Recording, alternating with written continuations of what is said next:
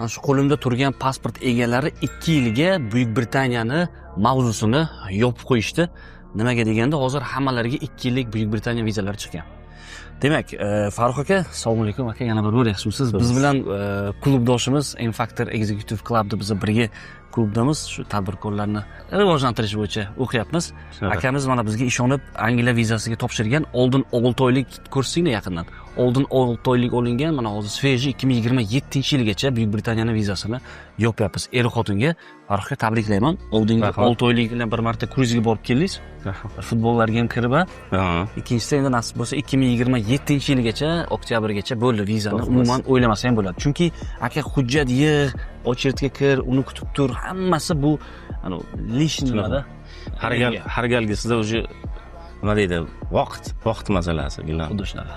Hozir bizda 7 ta Angliyani 2 yillik vizalari chiqqan, qo'limda 3 ta, yana qolgan akalarimiz bugun erta kelishadi. Xudo xohlasa, e'tibor bering, O'zbekistonda o'sha viza bo'yicha tendensiya o'zgargan. Faqat 6 oylik Angliyani olish kerak degan narsa yo'q. Bu narsani fikrlaringizdan chiqaringlar. Bir marta 6 oylik olingan bo'lsa, borib kelingan bo'lsa, bemalol 2 yillik, 5 yillik, 10 yillik vizaga topshirib olishingiz mumkin. Pasportning kuchiga qarab. Kimga viza xizmatlar kerak bo'lsa, murojaat qilaverasizlar.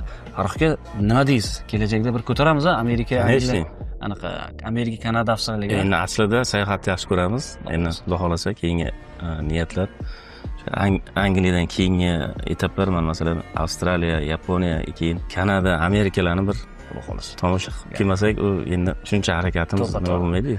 Safar qilish kerak.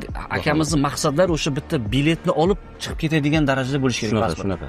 Sraz ani kutib o'tirmasdan. Xuddi shunaqa-da. Chunki mana bugun xohlasangiz, ertaga ketadigan. Ana shunday. Chunki bizda shu bitta muammo, to'siq shunda bo'lyapti. Hozir biletni olib uchib ketaman desangiz, viza problemasi.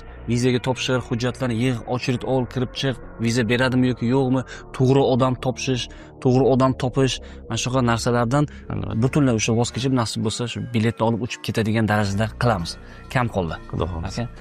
Hammaga yaxshi kayfiyat, kimga xizmatlar kerak bo'lsa, aloqaga chiqaverasa, mana shu akamizni ham pasportlarini biz mana ko'tarib berganmiz.